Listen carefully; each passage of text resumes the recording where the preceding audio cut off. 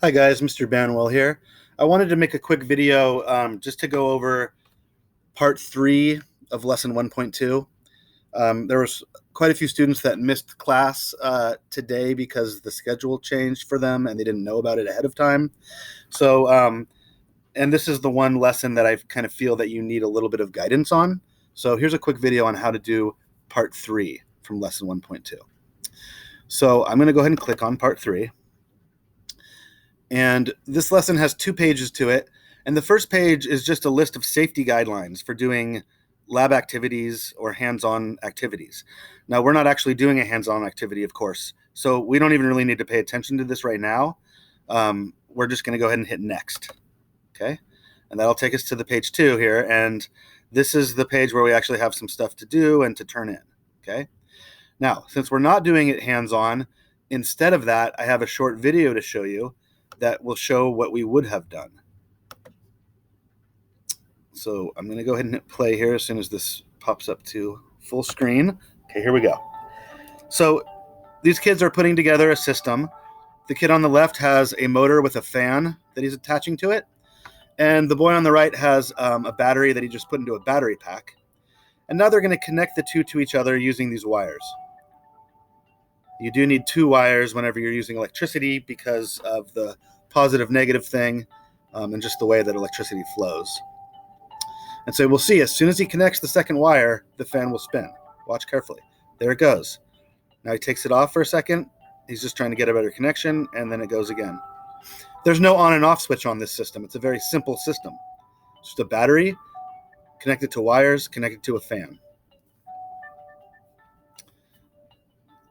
All right, next up, we're going to have the hand crank system. So the only thing that's changing is that the battery pack is coming off, and we're replacing it with a hand crank generator, which is just a simple device where you turn a crank, kind of like a pedal on a bicycle almost, and it creates electricity, just like the battery would have created electricity. So when he connects it here, you notice the fan doesn't start right away because it's not a battery. He needs to start generating that electricity. And there it goes. He turns that, it creates electricity, and the fan spins. Let's skip ahead for a second here because he plays with this for a little bit too long. Okay, and then finally we have the third and final system, which is a solar panel, sometimes called a solar cell. And so they're going to connect this to the fan using the 2 wires, just like the other ones. And now what a solar panel does is it absorbs light energy and it turns it into electricity. We usually think of the sun, right? Sunlight, which works great and it's free. But these guys are inside, so they're just going to actually hold it in front of a bright lamp. And you can see that the fan, again, is spinning. Okay? So that's basically what we would have discovered ourselves in class. All right, now let's get to the actual work. So here are 3 pictures of the systems, just to remind you, right? The solar cell, or solar panel, you can call it, either one, the battery system, and the hand crank system. Okay, so let me scroll down here. Now, I'm not going to read this part to you because I'm just going to explain it right now in my own words. Here's what we want to see. We're going to have a claim. They say subclaim here, but it's a claim. It's something we're saying. And then for that claim, we're going to need some evidence. So I'm going to do this first one for you so that you know how to do the assignment, okay? So the first row here, we're going to go ahead and deal with the battery system as our example, okay?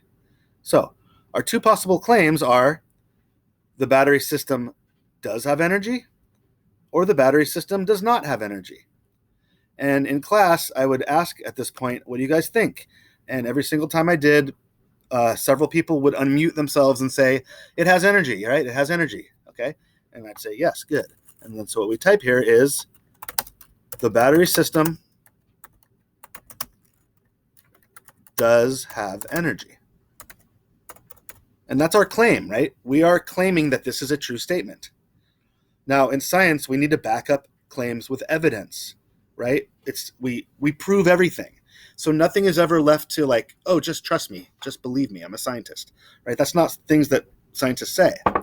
Anything that we're going to try to tell you is true, we will have evidence to show that it's true. Okay, and so for the battery system does have energy, what's our evidence? Okay, what did we see or hear or feel? What did we experience that let us know that there was energy in the system? And when I ask this question in class, there's always people who unmute themselves and say, the fan was spinning or the fan was moving, right? And yeah, that's the evidence. We saw with our eyes that the fan started moving. So that lets us, leads us to believe, oh yeah, there's energy there. Okay, so let's type that in for the evidence now. The fan was spinning. If you want to write the fan was moving, that's fine, right? It's the idea that's important, not the way you word it, okay? So our claim, the battery system has energy, and our evidence is that the fan was spinning. Pretty simple so far. But now we have this last and important step of connecting the two, okay? This middle box here. How does that evidence support the claim, right? Because if you're going to tell somebody, hey, the battery system has energy, and they're going to say, okay, well, how do you know that? And you say, well, the fan was spinning. That's how I know. They might come back and say, okay, but how is the fan spinning proof that there's energy, right? You need to fill in all the little missing parts so that there's no question about it, okay? So the fan was spinning. This matters because, and here I'm just going to give you guys the sentence, okay? Anytime something is moving or changing, really, if anything is happening at all, it is because of energy, okay? And that's a really big idea there, okay? There's no exceptions to this. Anytime something's moving or changing in any way, it is because of energy, okay? And now, if I read this whole thing together, watch this. I'll now read it from left to right like we normally read. Okay, what I saw was that the fan was spinning. This matters because anytime something is moving or changing, it's because of energy. Therefore, the battery system does have energy. Okay? It's a very methodical, scientific sort of way of talking about things. Okay? There's no opinions or feelings. It's just reporting facts, right? Like a robot would do it. Okay? And so that's what you do here for part 3. Okay? And then you're going to now come down and do the next one, right? The hand crank system, and then I'm going to leave it up to you now, does have energy or does not have energy.